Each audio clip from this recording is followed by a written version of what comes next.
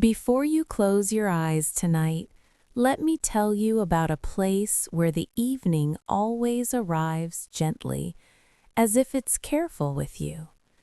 You find it at the end of a long, quiet day, not in a dramatic way, not with trumpet-bright sunsets or sudden miracles, just a soft turning of light, like a lamp being shaded. You're traveling alone, but not lonely, the kind of alone that feels like room to breathe. The road narrows into a coastal lane, and the world begins to smell like salt and warm cedar. The sky holds that last pearl color, the kind that makes you slow down without knowing why. Somewhere beyond the dunes, the ocean murmurs in its steady, patient voice. A hand-painted sign sways from two chains near the roadside. Linden Cove.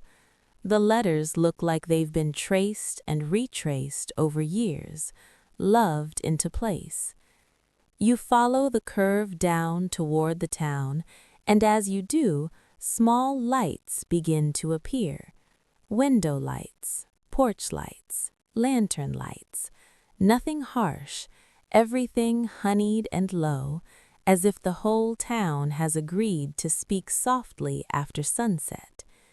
At the edge of the main street, you see an inn with a deep wraparound porch and rocking chairs that look like they've been rocked by generations of unhurried evenings. A single lantern hangs beside the door, its flame steady, its glow unusually warm, as if it remembers you. When you step onto the porch boards, they don't creak in complaint, they sigh like they're glad someone is here. The door opens before you knock. A woman stands there with silver hair pinned into a loose twist, wearing a cardigan the color of oat milk. Her eyes are kind and bright in a way that doesn't demand anything from you. "Well now," she says, and her voice is exactly the sound of a quilt being pulled up to your chin. You made it. Made it as if this was always where you were headed. She steps aside, letting you in. The air inside is warm and smells faintly of chamomile and baked apples. A small fireplace glows on the far wall, not roaring, just breathing. The lobby is simple and lovely. Wooden floors, soft rugs, a little table with a bowl of polished stones, and a guest book that looks like it's been written in slowly, carefully, over many years. "You can call me May," she says, as she takes your coat with gentle hands. Most folks do. You give your name, and she repeats it like she's tasting it for sweetness, like she's deciding where it belongs on a shelf. "Your room's been aired out," May says. "Sea breeze came through this afternoon. It's the good kind of tired you'll feel here, the kind that doesn't ache, the kind that unwinds." You hadn't realized how tightly you'd been holding yourself together until she says that, until your shoulders soften without permission, until your breath drops lower in your chest. May leads you down a hallway lit by small lamps with fabric shades. Along the walls are framed paintings of Linden Cove in different seasons: fog in winter, wildflowers in spring, late summer sunsets that look like peach jam. You notice, as you pass, that nearly every painting includes a lantern somewhere, on a porch, hanging from a hook, balanced on a pier. At the end of the hall, May pauses by a narrow table. On it sits a lantern unlike the others. It isn't larger and it isn't ornate. It's simple brass, worn smooth as if it's been held often.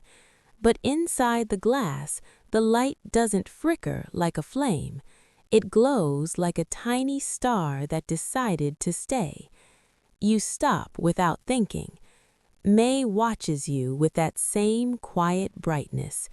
"Ah," she murmurs, "you can feel it." "What is it?" Your voice comes out smaller than usual, softer. May touches the lantern's handle with 2 fingers, like greeting an old friend. "It's a comfort light," she says. "Some towns have clocks that chime, some have fountains.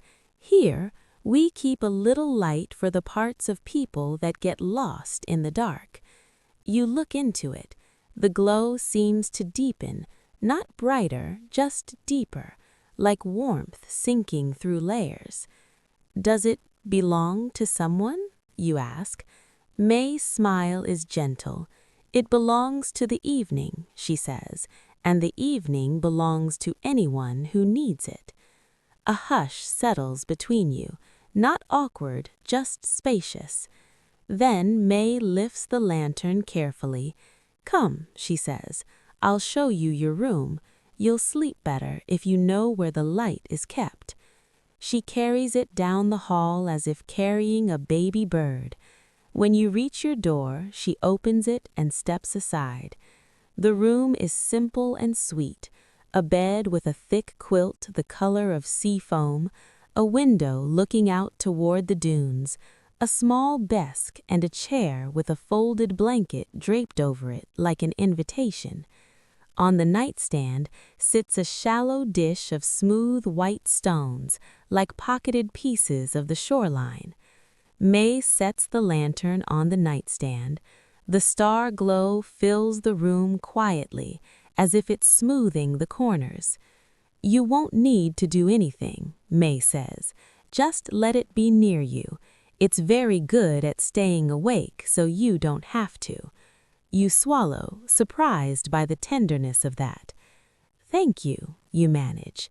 May pats the doorframe, the way someone might pat your shoulder. "There's warm milk in the kitchen if you want it, and there's a bakery that opens late down the street. Not for crowds," she adds, as if reassuring you. "Just for whoever needs a gentle thing after dark." "A bakery at night?" you ask. May's eyes glint with a secret that isn't sharp, only cozy. "Linden Cove is kind to the night," she says. "You'll see." She starts to leave, then pauses. "If you wake up," May adds, "don't argue about it with yourself. Just listen. The ocean will be talking, the lantern will be listening, and you can rest anyway." Her footsteps fade down the hallway. You stand in the quiet of your room, the soft star lantern beside you, and you feel something begin to loosen. Not all at once, just a little thread untying.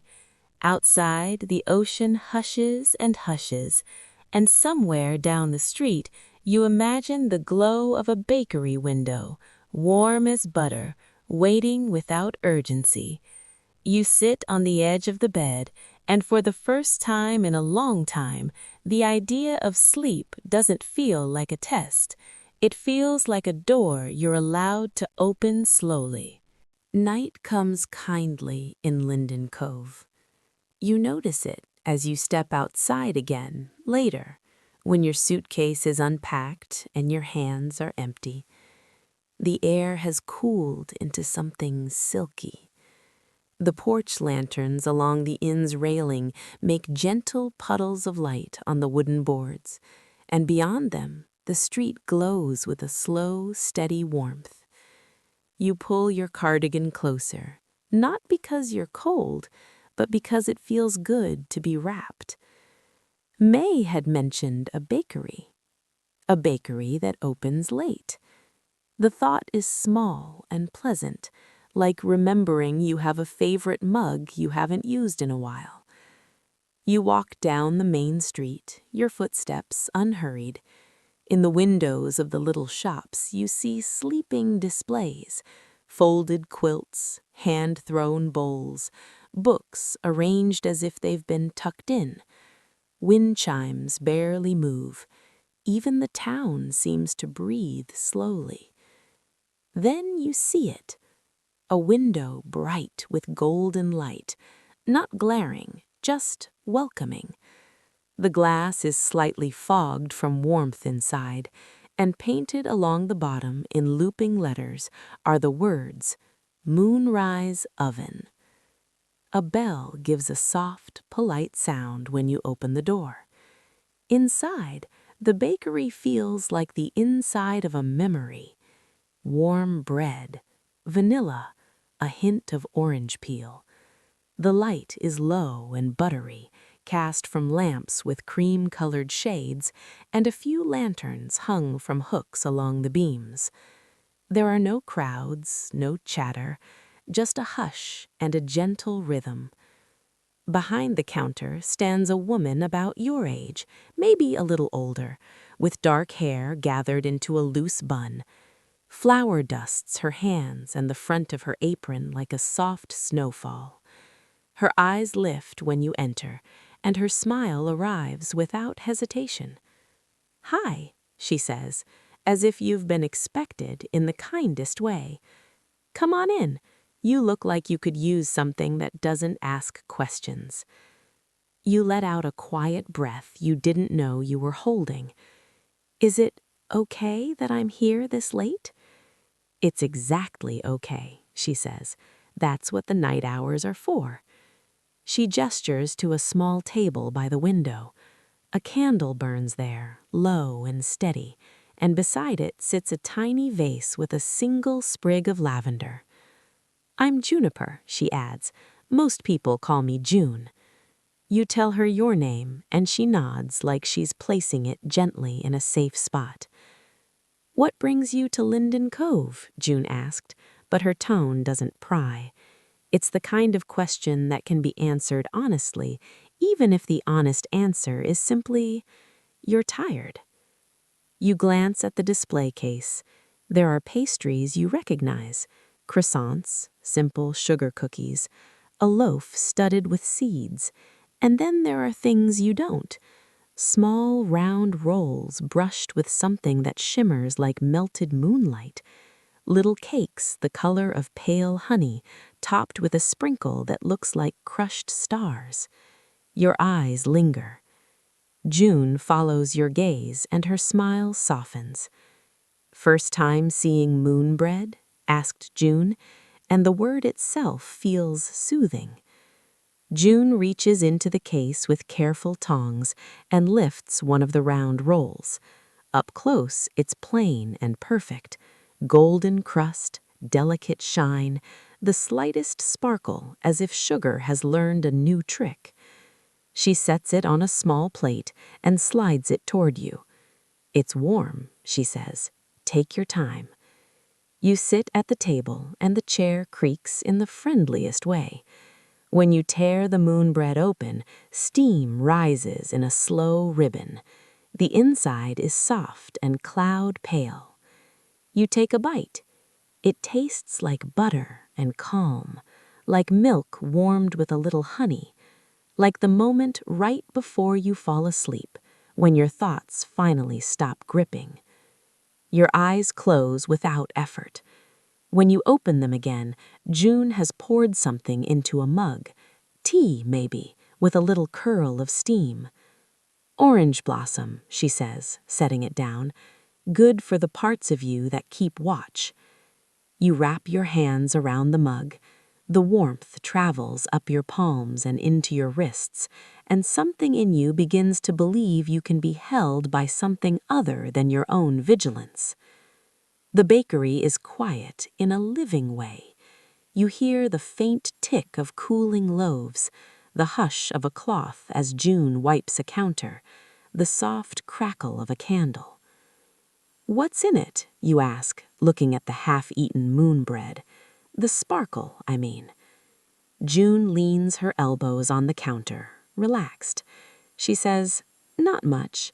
A pinch of sea salt, a little sugar, flour, yeast, and butter, and something else." You wait, and she doesn't rush.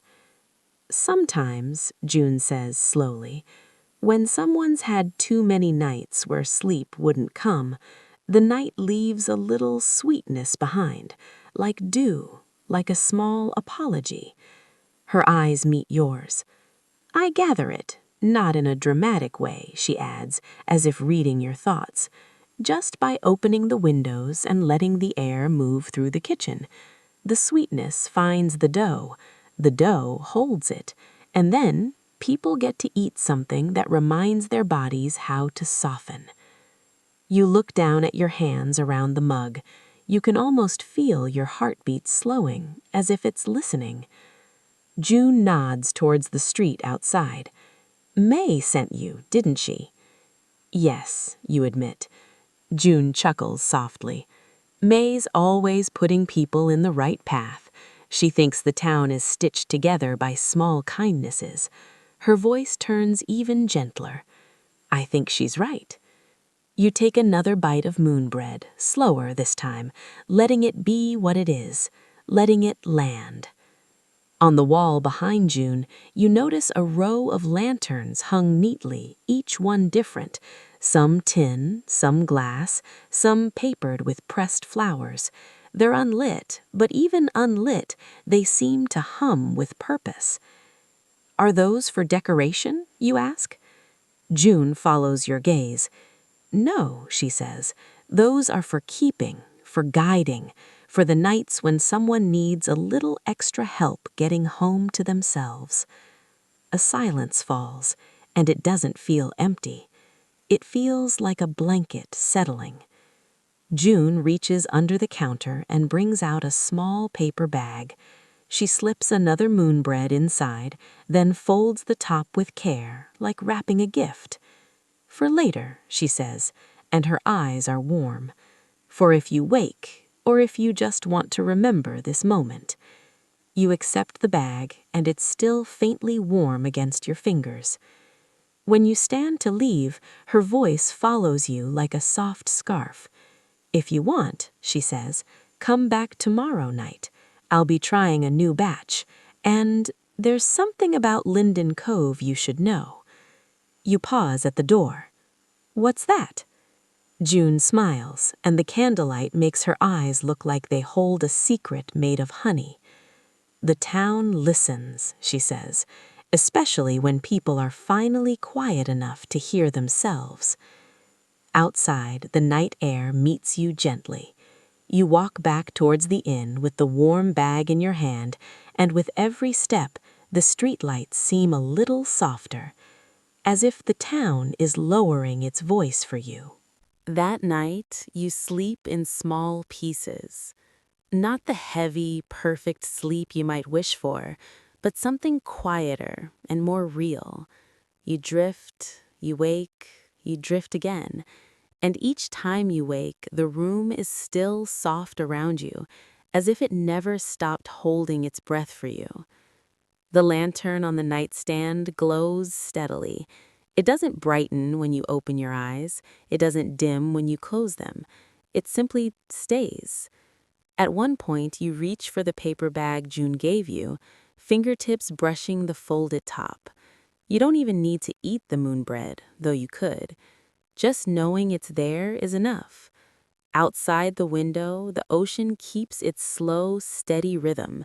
It's a sound like someone shushing the world with patience.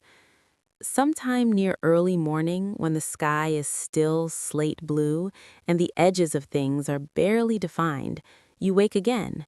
This time, instead of wrestling with the fact of being awake, you remember what May said. Don't argue with yourself about it. So you don't. You slip out of bed and wrap the blanket around your shoulders, stepping to the window. The glass is cool beneath your fingertips. Far off, the horizon holds the faintest line of pale light, not sunrise yet, just the promise of it. And then you see something that makes your breath catch, very softly. Down on the beach, tiny lights are moving. Not flashlights, not harsh beams. These are small, bobbing lantern glows, drifting like fireflies near the shoreline. They move slowly, as if they're not trying to get anywhere fast. Curiosity rises in you like warm tea. You pull on shoes, move quietly through the inn, and step outside into the early air. The street is empty. The porch lanterns still burn. The world smells like damp sand and sleeping flowers. You follow the path toward the dunes, guided by the soft lanterns below. As you reach the top of the sandy rise, the ocean spreads out before you, dark and calm. The waves fold in and out like a slow breath. Along the waterline, a few figures walk with lanterns held low, their light pooling on the sand. You hesitate, not wanting to intrude. Then one of them turns and you recognize May's cardigan even from a distance. She lifts a hand in a small wave, as if she's been expecting you to wander down. You step carefully down the dune path. The sand is cool under your shoes. The air is fresh enough to make you feel newly rinsed. When you reach them, May smiles. "Couldn't sleep?" she asks, but there's no judgment at all, only understanding. "Not all the way," you admit. May nods. "That's all right. We don't demand, we invite." She gestures to the beach. "We're collecting the quiet." You look around. There are 3 other people with May: a young man with sleepy eyes and a knitted cap, an older woman with a long scarf, and June, her hair looser now, her apron gone, holding a lantern that glows like warm cream. June smiles at you like she's happy you're here, and your chest loosens again. "Collecting the quiet," you repeat. June crouches and scoops something from the sand. When she opens her palm, you see a small seashell, pale and smooth, the size of a thumbnail. She holds it up for you to see. Inside the shell is a faint shimmer, like the shell has trapped a piece of moonlight. "Quiet shells," June says softly. "They show up after restless nights. The ocean returns what people couldn't put down." May reaches into a small basket and shows you several shells like it. Each one holds a dim glimmer, not bright, just present. "We gather them before the day gets loud, before the sun dries them out," the young man adds, his voice gentle. "They help, especially when the town's having one of those weeks." "One of those weeks," you echo, thinking of your own life, your own weeks like that, the kind where your mind keeps pacing even when your body begs for rest. June holds another lantern out toward you, unlit but lovely, made of frosted glass with pressed lavender petals embedded in it like memory. "Would you like to carry one?" she asks. You take it carefully. It's cool and smooth in your hands, heavier than you expect, comforting in its weight. "How do I light it?" you ask. May's eyes crinkle. "You don't, with matches." She nods toward the water. "Hold it near the waves. Let the ocean do the work." You walk closer to the shoreline. The tide is gentle, whispering forward, whispering back. You kneel where the sand is damp, holding the lantern just above the water's edge. A wave slides in, barely touching the bottom of the lantern, and inside, a soft glow blooms. Not sudden, not flashy, like a yawn of light, like a nightlight remembering its job. You inhale slow, exhale slower. The lantern glows with a calm lavender tint, and for a moment you feel as if something inside your chest has matched its steady pace. Behind you, May and June continue their quiet work. They move slowly, picking up shells and placing them in baskets lined with cloth. The shells chime faintly when they touch, like tiny porcelain whispers. You stand, lantern in hand, and June comes to your side. Together, you walk along the waterline. "It's beautiful," you murmur. June nods. "It's practical," she says, then smiles. "And it's beautiful." The sky lightens by a shade. The ocean turns from charcoal to deep blue. The first seabirds call softly, not sharp, just awake. As you walk, you notice that your thoughts are quieter than usual, not gone, just less insistent, as if they're watching the waves too. June glances at you. "May told you about the comfort light, didn't she?" "Yes," you say. June's voice drops lower. Linden Cove has a way of holding the pieces people drop when they're tired. We don't keep them forever, we just hold them until the person is ready to pick them up again. You look down at the lantern in your hands, its glow is steady, and your fingers feel warmer around the handle. What happens to the shells, you ask?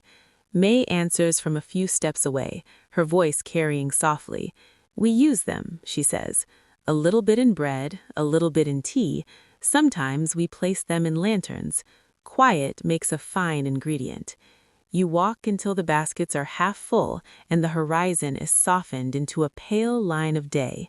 Then May nods, satisfied in a gentle way. She says, "That's enough for now." The group turns back toward town. The lanterns bob along the path like a slow procession of comfort. No one hurries, no one speaks loudly. The morning is treated like a sleeping thing. As you reach the dune path, June falls into step beside you. "If you're awake again tonight," she whispers, "come to the bakery. I want to show you something in the back room." Your fingers tighten slightly on the lantern handle, not from fear, but from a soft anticipation that feels safe. You nod, and the ocean behind you keeps breathing, steady and sure, as if promising it will be there whenever you need help letting go. The day in Linden Cove passes like a slow hand smoothing a blanket. You sleep a little more after dawn, then wake to sunlight that doesn't glare.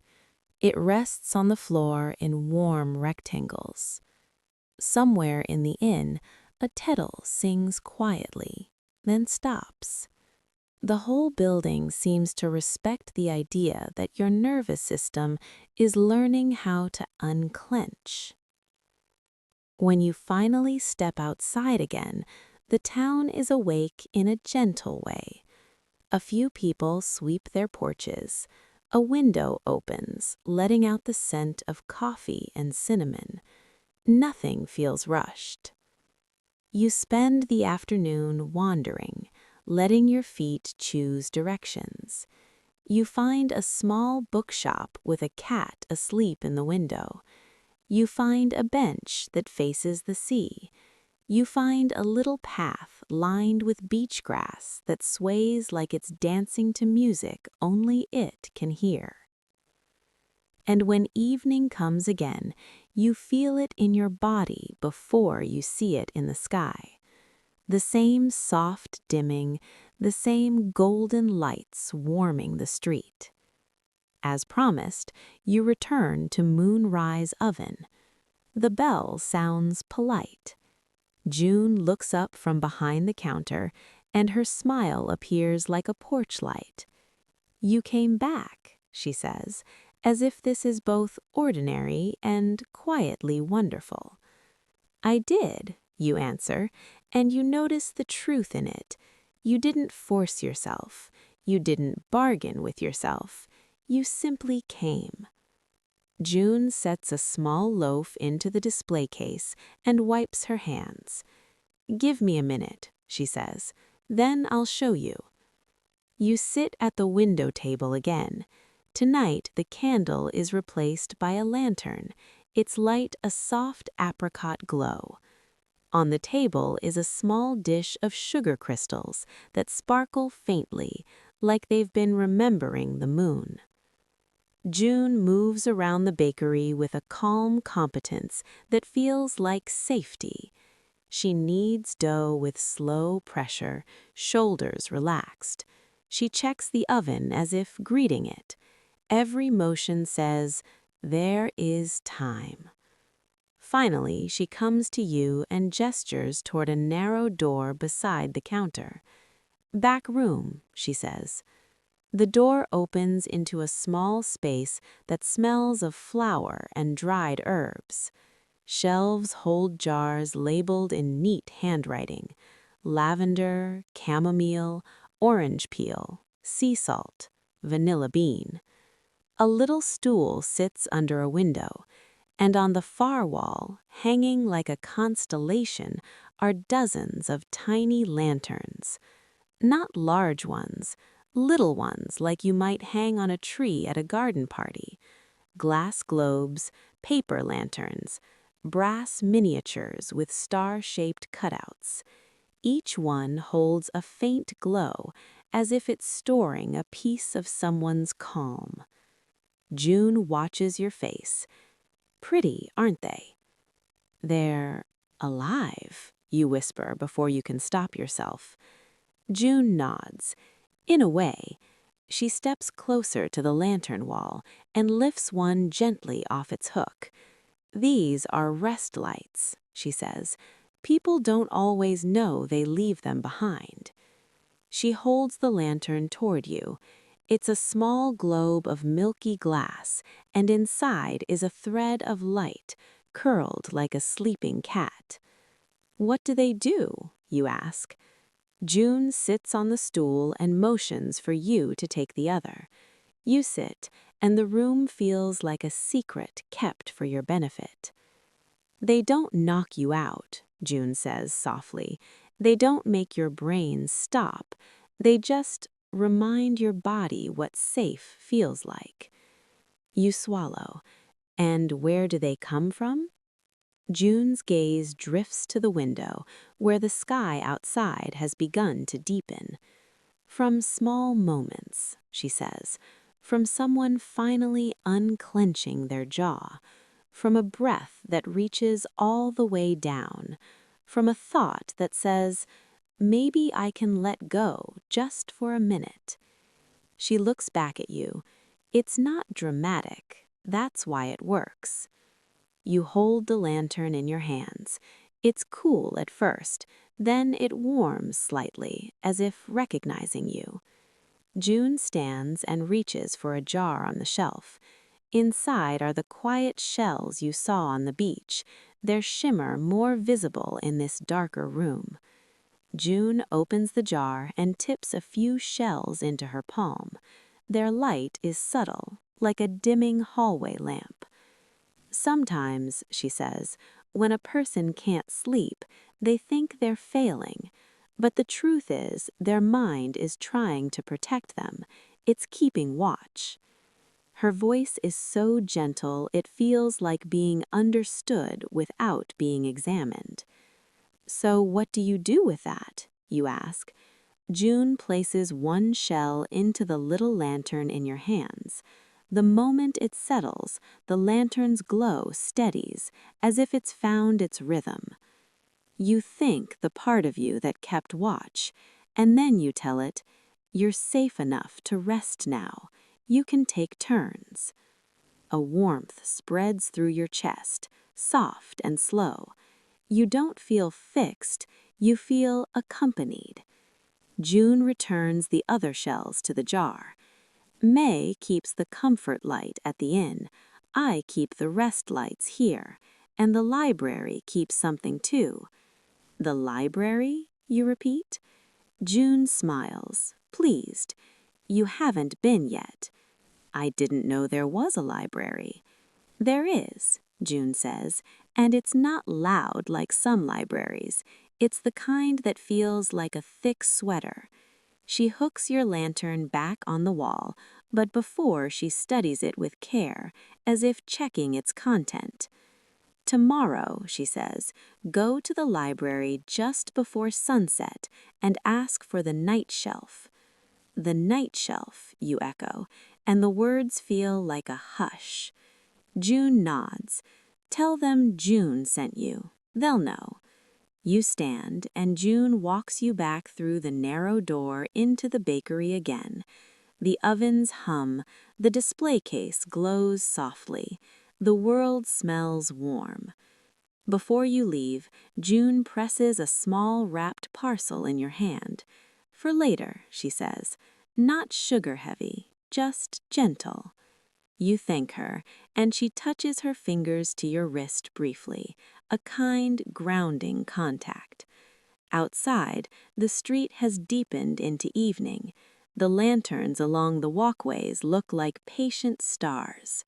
You head back toward the inn, holding the parcel, carrying the phrase night shelf in your mind like a lullaby.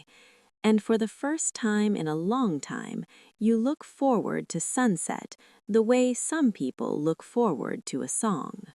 The next day moves with the same unhurried kindness.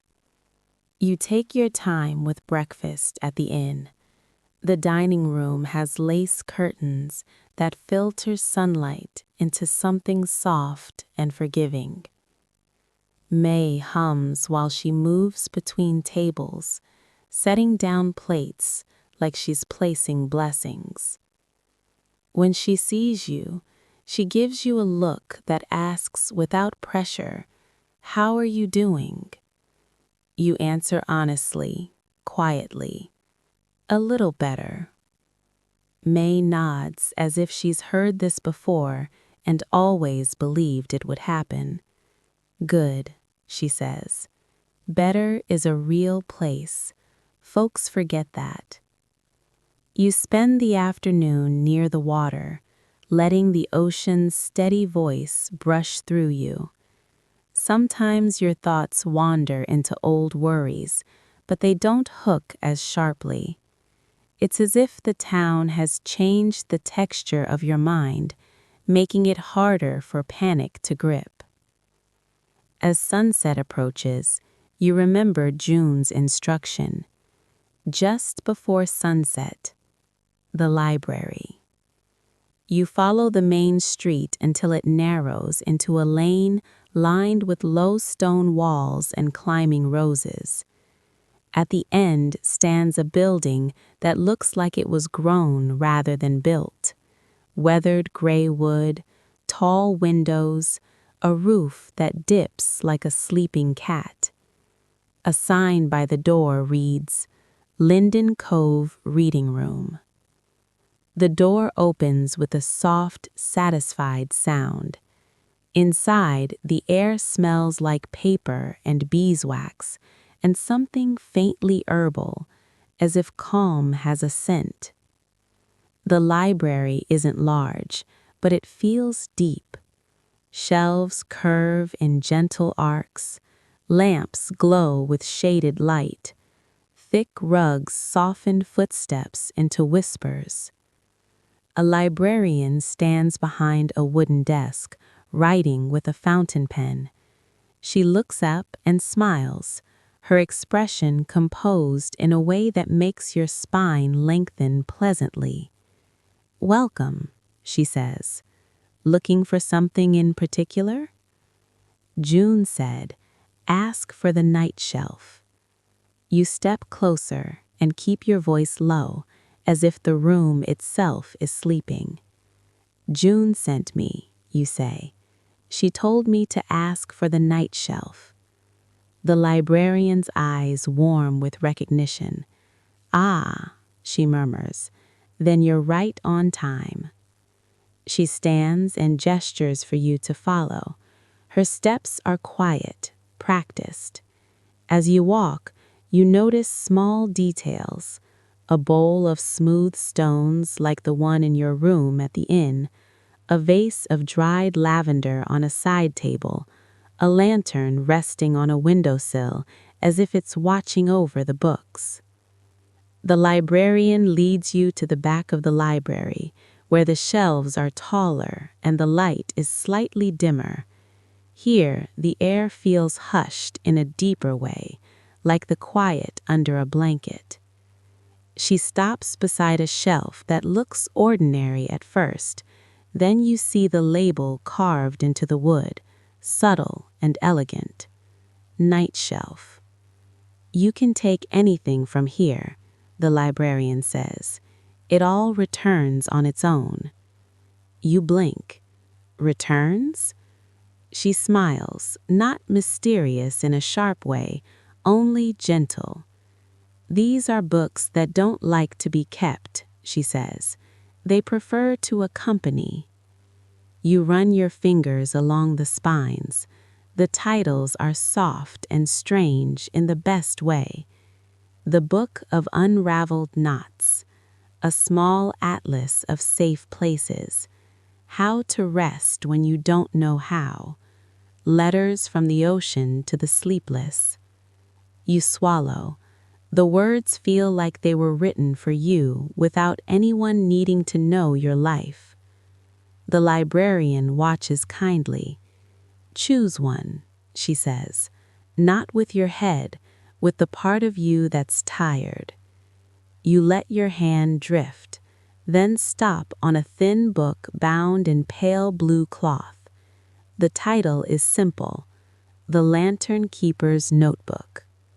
When you pull it free, it's lighter than you expect. The cover feels warm under your palm, as if it's been resting near a fire. You open it. Inside, the handwriting is neat and looping, written with care. The first page reads, "If you're here, it means you've been carrying more than your share." Your throat tightens, not with sadness exactly, with recognition. You turn the page. There are small entries, dated but not by year, just by season, as if time is measured differently here. A note about the comfort light at the inn, how it steadies the breath. A note about the bakery's rest lights, how they teach the body to loosen. A note about quiet shells gathered at dawn, how the ocean returns what the mind can't release. And then something else. A sketch of lanterns being hung along the town's paths, and beneath it a single line: "When the lanterns are full, the whole town sleeps." You glance up. "What is this?" you whisper. The librarian's expression becomes tender. "It's the notebook of the lantern keeper," she says. "Not a job in the official sense, more like a care." "A care?" you repeat. The librarian nods.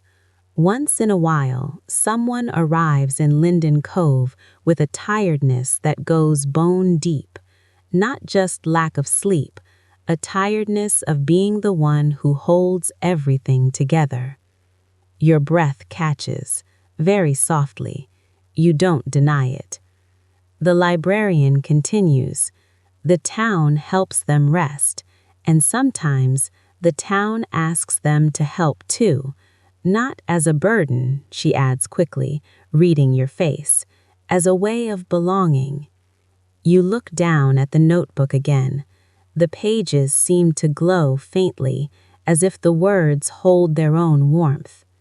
"What would I have to do?" you ask, but your voice is quiet and curious, not afraid. The librarian gestures toward the tall windows. Outside, the sky is turning rose and gold, the last light slipping down like silk. "Tonight," she says, "there's a small walk, a lantern walk.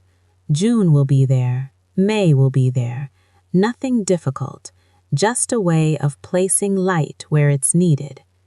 You close the notebook gently, as if it might be sleeping. "Can I take this?" you ask. The librarian smiles. "It already knows your hands," she says. You tuck the notebook against your chest, and it feels like holding something that doesn't demand anything from you, only offers. As you turn to leave, the librarian's voice follows softly. "If your mind starts to race tonight, don't chase it. Let it run ahead on the path. You'll follow with a lantern. Eventually, it will slow down because the path is safe." Outside, the evening air wraps around you. You head back toward the inn, the notebook close, your steps slow. The town's lanterns begin to glow brighter as the sun lowers, as if Linden Cove is preparing to breathe out together. That evening, you eat lightly and slowly. May makes a simple soup with herbs and a thick slice of bread that tastes like home, even if you can't quite explain why. She doesn't ask for details about your day, but when you mention the library, her eyes soften with understanding. "The night shelf," she murmurs, as if saying a prayer. Good, good. After dinner, May hands you a small scarf, knitted in pale lavender. For the walk, she says. The night air can be affectionate, but still a little brisk. You wrap it around your neck, and the yarn is soft enough to make you exhale. As the sky deepens into dusk, you step outside. The street has changed, not dramatically, just subtly, like a room when someone lights a candle. People are out, but quietly. Couples walking hand in hand, a woman strolling with her dog, a teenager sitting on a porch step with a mug held in both hands. Everyone seems slower, as if the town has set its pace to lullaby. Down near the small square, you see May and June. They stand beside a wooden cart with lanterns arranged in rows, each one nestled in cloth so it won't clink too loudly. Some are glass with pressed flowers, some are tin with star-shaped holes, some look like simple jars with handles, glowing softly inside. June waves when she sees you, her smile bright but still gentle. "You made it," she says. You nod, and you feel it again, that sensation of being expected in a kind way. May gestures toward the cart. "Choose one," she says, "whichever calls to you." You step closer. The lanterns glow like a basket of calm.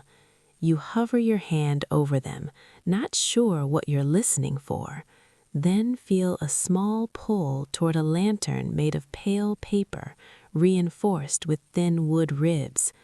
Pressed into the paper are tiny specks, like flecks of gold leaf. It looks like a piece of night sky turned into something you can carry. You lift it gently. It's lighter than the glass ones. The glow inside is a soft, warm white, steady as a heartbeat. June watches with approval. "That's a good one for you," she says quietly. "It listens well." May begins to walk, leading the way down a path that curves along the edge of town. A few others join, only a handful. No crowd, no ceremony, just people carrying lanterns, moving together like a slow tide. You fall into step beside June. The lantern in your hand sways softly, making a faint whispering sound, like paper brushing air. "What are we doing exactly?" you ask. June's voice is low. She says we're placing light, not everywhere, just where it's needed. The path leads past small cottages with gardens. Wind stirs the leaves. Somewhere, a porch swing creaks gently. The ocean is audible even from here, its steady hush like a giant breathing. As you walk, you notice something strange and tender. Some houses have lanterns hanging already, glowing softly, and when your group passes, the lanterns seem to brighten just a touch, as if responding to the presence of more light. You glance at June. "Do they react?" you whisper. June nods. "They recognize each other," she says, "like nervous systems do. Calm calls to calm." You keep walking, and the words land deep. At a small crossroads, May stops. There's a bench beneath an old cedar tree. The bench looks ordinary, but the air around it feels heavy. Not in a scary way, in a tired way. Like this is a place where people often sit when they don't know what else to do. May turns to the group. "Here," she says. Everyone steps forward, one at a time, and hangs a lantern from a hook that's been screwed into the cedar's trunk. The lanterns sway gently together, like a group of friends settling into a shared rhythm. When it's your turn, you lift your paper lantern and hook it carefully. The moment it hangs, the glow inside steadies even more, as if it's pleased to be given a purpose. A warmth moves through you, soft and slow. May places her palm on the cedar trunk for a moment, eyes closed. Then she speaks, barely above a whisper. May anyone who sits here feel less alone. No one answers aloud, but you feel the agreement in the quiet. You continue. At the edge of a small footbridge, May stops again. Under the bridge runs a narrow stream that whispers over stones. The sound is soothing, but the bridge itself has a faint tension in the air, like a place people cross when they're unsure. May hangs a lantern there, then looks at you. You can say something if you want, or you can just breathe. Either one counts. You step close and hang your lantern beside June's. 2 lights now, side by side, steady and warm. You don't search for perfect words. You don't make a speech.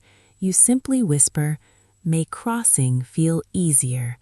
And as soon as you say it, you realized you meant it for yourself, too. The walk continues in this gentle pattern, stopping at places that feel like they've been waiting. A corner where the street light is dim, a small alley where the wind can sound lonely, a stone step where people often pause.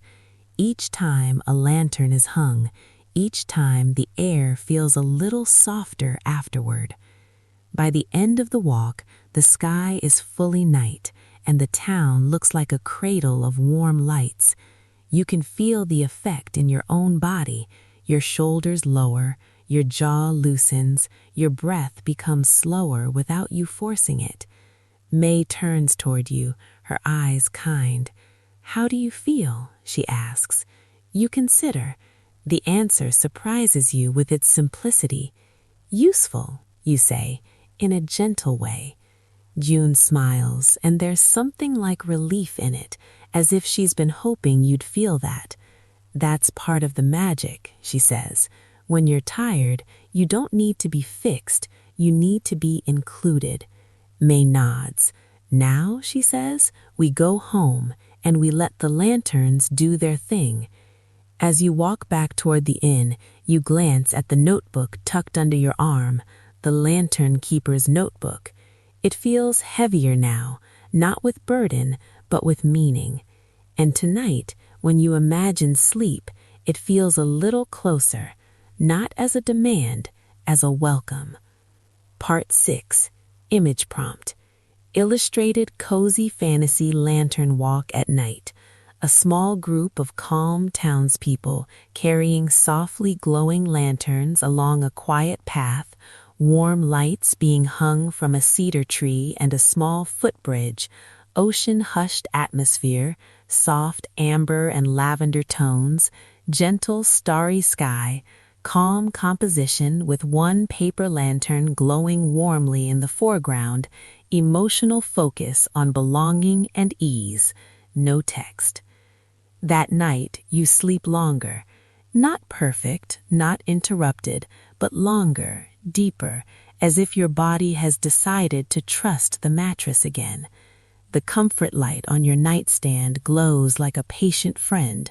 When you do wake once, you see the faint outline of the moon beyond the curtains, and you remember the lanterns hanging throughout town, keeping watch for you. You fall back asleep without negotiating. In the morning, May looks at you over your tea and smiles. "Your eyes are softer," she says.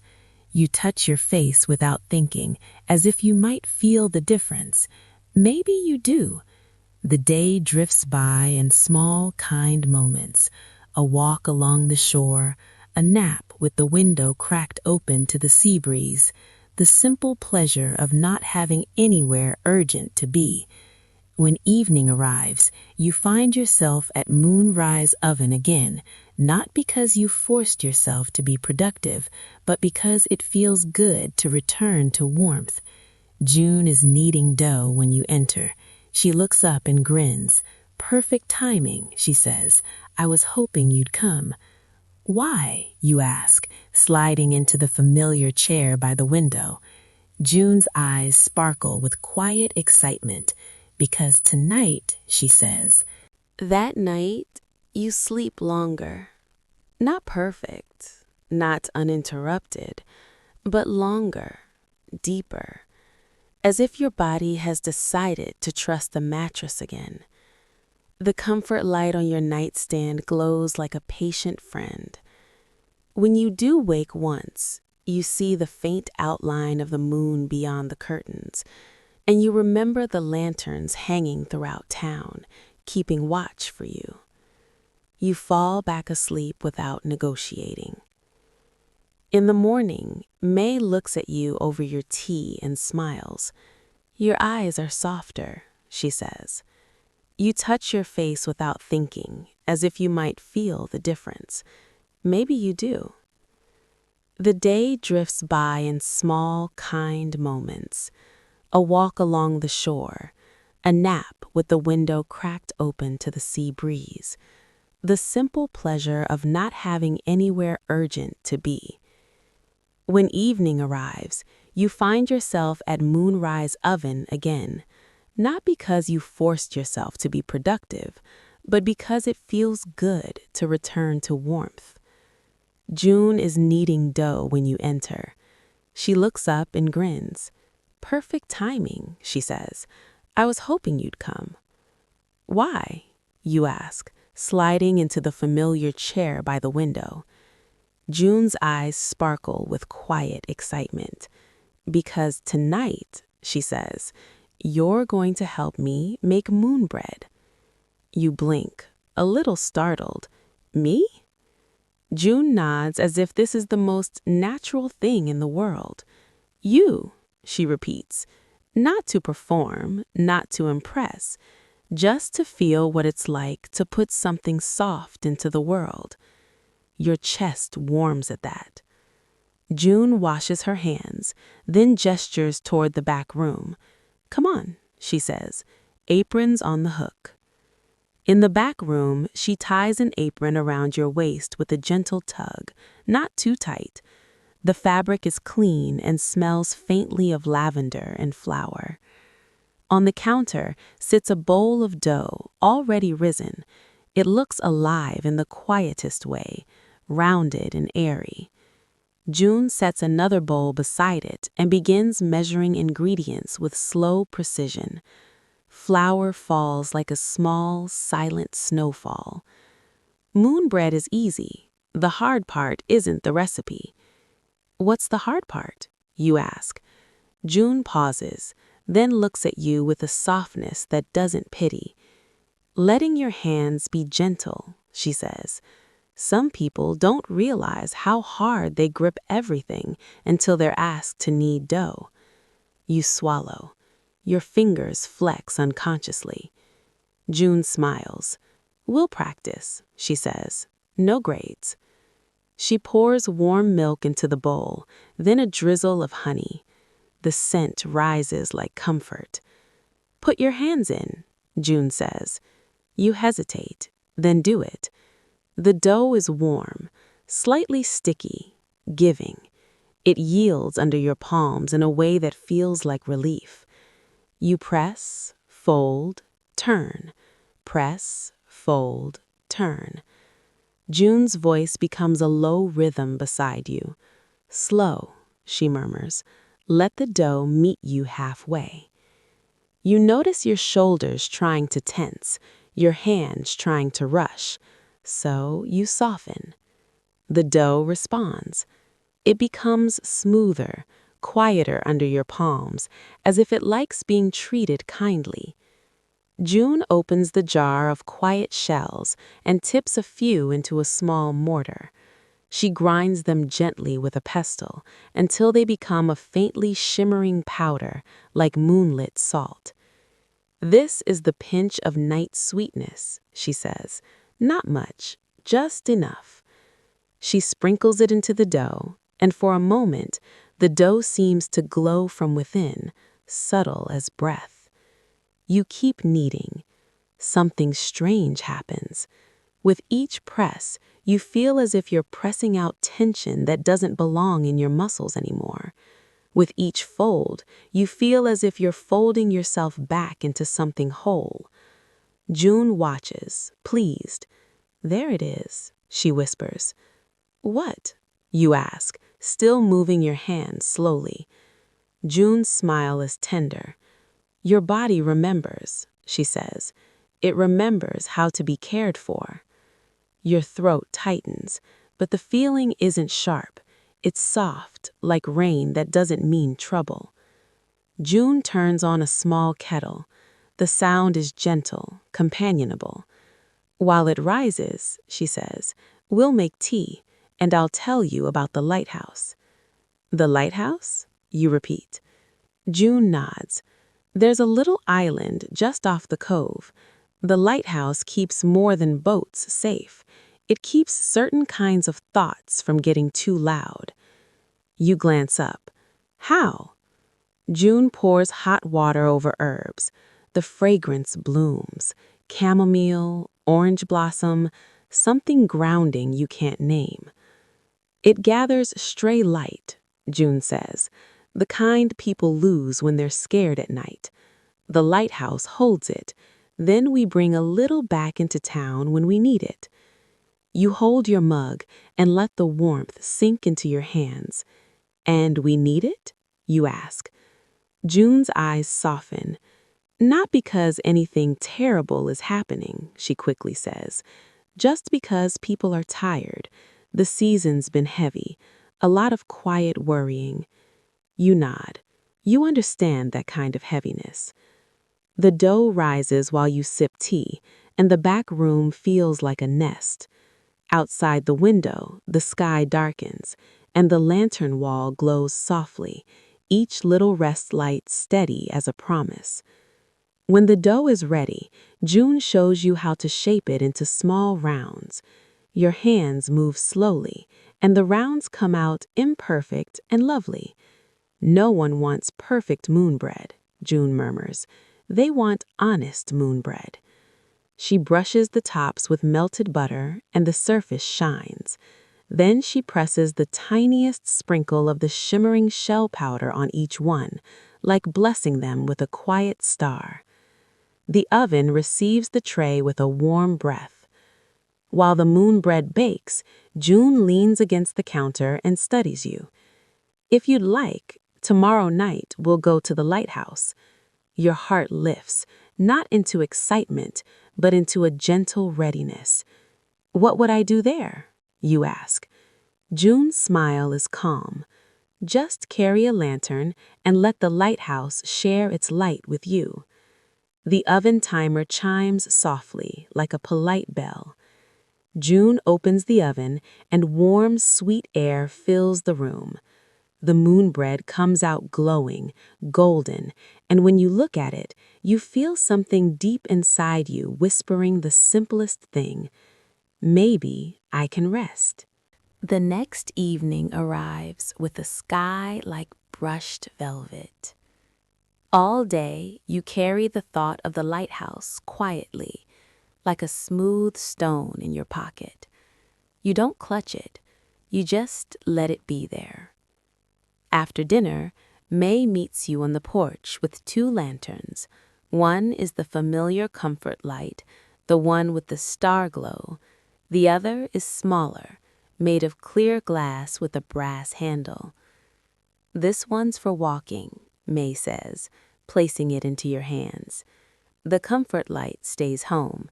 It keeps the room steady. The walking lantern is cool against your palms, but it catches the porch light and turns it into something softer.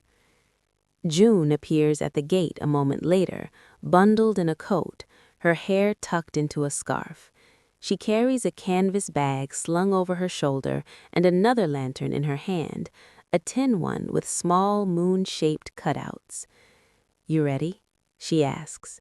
You nod, and the answer feels true. The walk down to the harbor is quiet.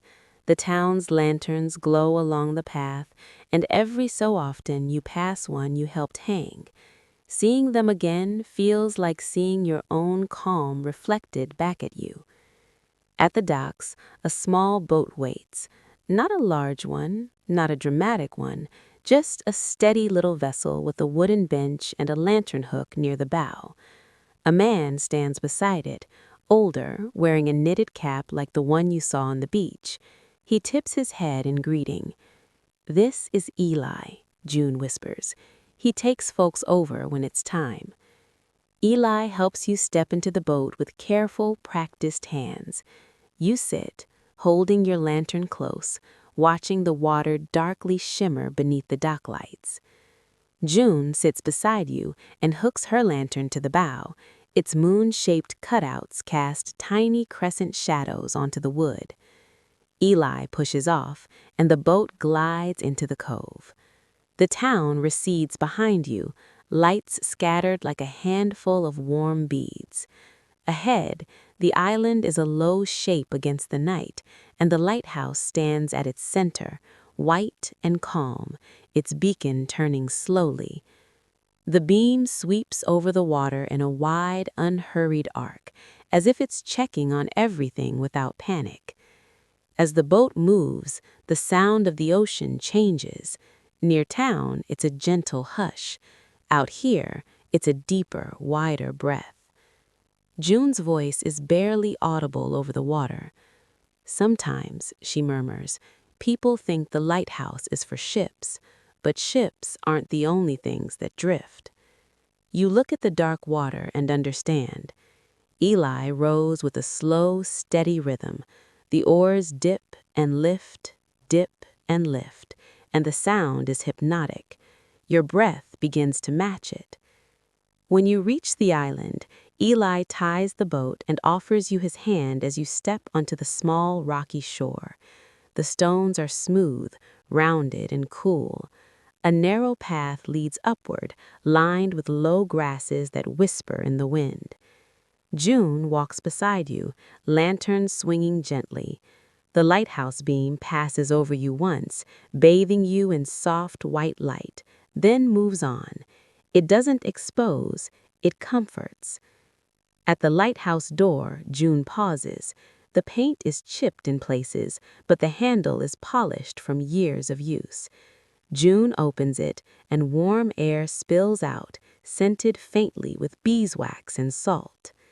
Inside, the lighthouse is quiet, not empty, quiet in a held way, like a chapel without the pressure. A spiral staircase curves upward, lit by small wall lamps. June starts climbing, slow enough that you never feel hurried. Your footsteps echo softly, then disappear into the warmth.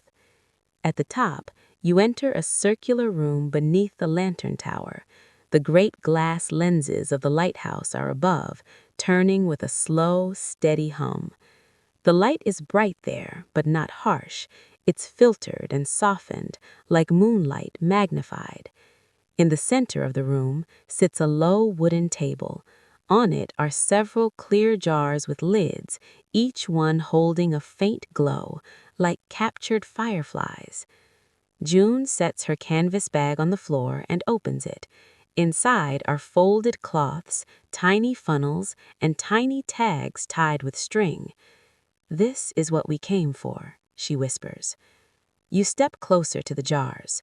"What is it?" you ask, though you already feel the answer in your skin. June touches one jar gently. "Stray light," she says, "the kind people leak when they're afraid in the dark, the kind that runs out of them when they're trying too hard to be strong." Your chest aches softly with recognition. June looks at you, her eyes steady. She doesn't take it, she holds it. We borrow it back into lanterns. We return it to people as warmth. She hands you a small empty jar from her bag. It's the size of your palm, clean and clear, with a lid that screws on quietly. "Hold it under the lens light," June instructs, "just for a moment, and breathe." You do. You lift the jar into the soft wash of the turning beam. The jar catches the light and becomes a little sun of its own, glowing around your fingers. You breathe in slowly, letting your ribs expand without strain. You breathe out even more slowly. As you breathe, you notice something subtle. A faint thread of light seems to drift into the jar, not from the air exactly, but from the feeling of this place, from the steadiness, from the permission to let your guard down. The jar begins to glow, not bright, not like a flashlight, like a warm pearl. June watches, pleased but not surprised. "That's good," she whispers. "Close it when it feels ready." You screw the lid on gently. The glow remains inside, steady and calm. For a moment, you just hold it, marveling at the fact that something so small can feel so comforting. June tags the jar with a piece of string and a tiny label. She doesn't write your name. She writes a single word: steady. She ties it to the jar and hands it back to you. "This one is for you," May murmurs, "not to keep forever, just until your nights remember how to be kind." Your eyes sting slightly. The feeling isn't overwhelming. It's tender, like being seen without being examined. Eli appears quietly in the doorway, as if he's been giving you privacy. He nods once, calm. June packs the remaining supplies. "We'll take a few back to town. The lanterns along the paths can use a refill." You look up at the turning lens. The light keeps circling, patient as a lullaby. And in your hand, the little jar glows, steady and warm, as if it's whispering to your nervous system, "You're safe. You're safe. You're safe." The ride back across the cove is even quieter. It isn't the silence of tension, it's the silence of something settled. Eli rows with the same steady rhythm, and the town's lights gradually grow closer, warmer, more familiar. You cradle the jar in your hands, keeping it upright, as if it contains a sleeping creature. June sits beside you, her shoulder near yours, not touching, but close enough to feel companionable. When the boat reaches the dock, Eli helps you step up again. Your feet find the wood, and you feel grounded, as if the lighthouse's steadiness followed you home. The three of you walk through town. Night has deepened. Most windows are dark now. The street is calm, and the lanterns you hung earlier seem to glow with renewed warmth, as if they've been waiting for this. June stops at a lantern post near the small square. She unhooks a lantern carefully and opens a small panel at the base. Inside is a tiny compartment, like a secret pocket. She looks at you. "Would you like to do the refill?" she asks. You nod. June guides your hands without grabbing them. Together you open your jar. The light inside doesn't rush out, it drifts, slow and graceful, like mist made of warmth. June holds the lantern close, and the light slides into it, threading through the glass and settling into a steady glow. When the jar is empty, it doesn't feel like loss. It feels like sharing. June closes the compartment and rehangs the lantern. The street beneath it looks softer, safer. You whisper, almost to yourself, "It's like the town is breathing." June smiles. "It is," she says, "and you're part of it now." You continue walking, refilling 2 more lanterns at places June chooses with care. Each time you feel your hands learn the motions: unhook, open, breathe, share, close, hang. It becomes a small ritual, and rituals have a way of telling the body it can relax. By the time you reach the inn, your jar is empty, and your chest feels quietly full. May is waiting in the lobby, as if she knew exactly when you'd return. She looks at your face, then at June, then she nods once, satisfied. "Tea?" May asks. June smiles. "Tea," she agrees. The three of you sit near the fireplace, which glows low and steady. May pours chamomile into 3 mugs. June adds a drop of honey to hers. You hold your mug with both hands and let the warmth anchor you. May watches the fire for a moment, then says softly, "The town's been sleeping better these last 2 nights." June glances at you. "That's not just us," she says. "That's her, and she means you." You blink, startled by the tenderness of being included so directly. "I didn't do much," you whisper. May's eyes are kind. "You showed up," she says. "You carried light. You let yourself be part of the evening." She leans back in her chair. "That's plenty." The fire crackles quietly. The inn smells like herbs and clean linen. The world feels smaller in the best way. After tea, June stands and pulls on her coat. "I'll see you tomorrow," she says, "if you'd like." "I'd like," you answer, and the words come easily. June leaves, her footsteps fading into the night. May turns to you. "Come, let's get you tucked in." Upstairs, your room waits, unchanged, faithful. The comfort light on the nightstand glows like it has all along, steady as a promise. May pauses at your door. "Sometimes," she says quietly, "when a person's been tired a long time, rest feels unfamiliar, like a new language." She meets your eyes. "If you wake tonight, that's all right. Your body is practicing." You nod, grateful. May reaches into her cardigan pocket and pulls out one of the smooth white stones from the dish. She places it in your palm. "Hold this if you need to," she says. "It's a remembering stone." "A remembering stone?" you whisper. May smiles. "It remembers what your shoulders forget, that you can come down, that you can soften." She closes your fingers gently around it, then steps back. "Good night," she murmurs, and the word is a blanket. When you're alone, you change slowly and climb into bed. The quilt is cool at first, then warm. The lantern light pools on the wall in a soft oval. You place the stone on your chest for a moment and feel its weight, small but certain. Your breathing slows. In your mind, you see the lighthouse beams sweeping over the water, patient and steady. You see the lanterns along the path, glowing with shared light. You see the bakery's warm window, the library's night shelf.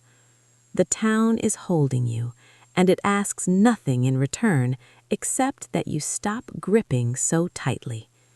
Your eyes close, and tonight, sleep doesn't feel like a task. It feels like being carried. In the days that follow, Linden Cove becomes familiar in the sweetest ways. Not because you learn every street name or memorize every shop window, but because your body begins to recognize the feeling of being here. The air, the light, the pace. Even when you wake in the night, you don't panic the way you used to. You open your eyes, see the comfort light glowing, and you remember, I'm not in danger. I'm just awake. And somehow, that is enough to let you drift again. One evening, as the sun is lowering, you return to the library, not because you were told to, but because you want to. The reading room greets you with its paper and beeswax scent and its soft lamps. The librarian looks up and smiles like she's been saving a quiet moment for you. "Back again," she says. You nod. "I think I like the night shelf," you whisper. The librarian's eyes warm. Most people do, she says. They just don't always know it's there. You walk to the back and stand in front of the shelf. The lantern keeper's notebook is no longer in its place. It's with you now, resting in your room like a gentle companion. Your fingers hover over the spines and land on a book titled A Small Atlas of Safe Places. You pull it free and it opens easily as if it's been waiting. Inside are not maps in the usual sense. No street grids, no sharp lines. Instead, there are drawings of places that feel safe. A kitchen table with a mug of tea and a window full of rain. A porch swing with a blanket folded just so. A tide pool reflecting the moon. A library chair that seems to cradle your spine. Beside each drawing is a single sentence written in the same looping hand as the notebook. Safe places are not always locations. Sometimes they are rhythms. You sit in a soft chair near the night shelf and let the book rest on your lap. Your breathing matches the quiet of the room. The librarian approaches with a small tray. She sets it down beside you, a cup of tea and a tiny cookie shaped like a star. "From June," she murmurs. You smile. "I think she sends snacks everywhere," you whisper. The librarian's smile is knowing. "She sends care," she corrects gently. You sip the tea. It tastes like chamomile and something else, something steady. As you sit there, you realize something important. You came to Linden Cove tired, yes, but also alone in your tiredness. You had been carrying your nights like a private failing. Here, your sleeplessness is treated like a tender thing, not a shameful one, as if the town understands that wakefulness can be a kind of vigilance, and vigilance can be a kind of love. Later, as you walk back toward the inn, you notice someone sitting on the cedar bench where you hung a lantern. A woman, maybe in her 30s, wrapped in a coat, holding a mug with both hands. She isn't crying, she's just sitting, looking up at the lantern glow. As you pass, she glances at you. Her eyes are tired, but softer than tired. She gives you a small nod, like a thank you that doesn't need words. Your chest warms. You keep walking, and you understand the light you helped hang is doing its quiet work. That night, June knocks softly on your door at the inn. When you open it, she stands there with a small basket. "I made something new," she whispers. "No pressure, only if you want it." You invite her in, and the room feels cozy with company. June sets the basket on the desk and lifts the cloth covering it. Inside are small rolls, darker than moon bread, brushed with butter and sprinkled with something that looks like ground cinnamon. "Star bread," she says, "for when people need a little warmth without too much sweetness." May appears in the doorway as if summoned by the scent. She doesn't come in, only leans on the frame, smiling. "You two and your breads," she murmurs. June laughs softly. "It's our town's love language." You sit together, May in the chair, June on the edge of the bed. You cross-legged on the quilt like a kid at a sleepover, but the adult version where no one forces cheer, only comfort. June hands you a roll, and when you bite into it, it tastes like cinnamon and toasted oats and calm. May watches you with gentle pride. "You're settling," she says. "I am," you whisper, surprised by how true it feels. June reaches into her pocket and pulls out a tiny lantern charm, no bigger than your thumb, made of brass with a little glass bead inside that glows faintly.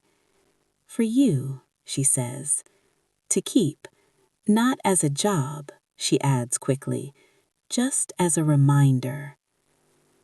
You take it, and it's warm from her pocket. The bead glows like a small held breath. "What does it remind me of?" you ask. June's eyes soften. That you don't have to muscle your way into rest. You can be guided. May nods, and that you're allowed to be cared for. You hold the charm in your palm, feeling its tiny weight. A reminder small enough to carry anywhere. After June leaves and May says goodnight, you climb into bed. The comfort light glows, the ocean hushes. You place the lantern charm on the nightstand beside the star-glow lantern, and the two lights seem to recognize each other, like old friends meeting quietly. You close your eyes, and as sleep begins to gather around you, you don't feel like you're falling into darkness. You feel like you're being welcomed into a room of gentle lights.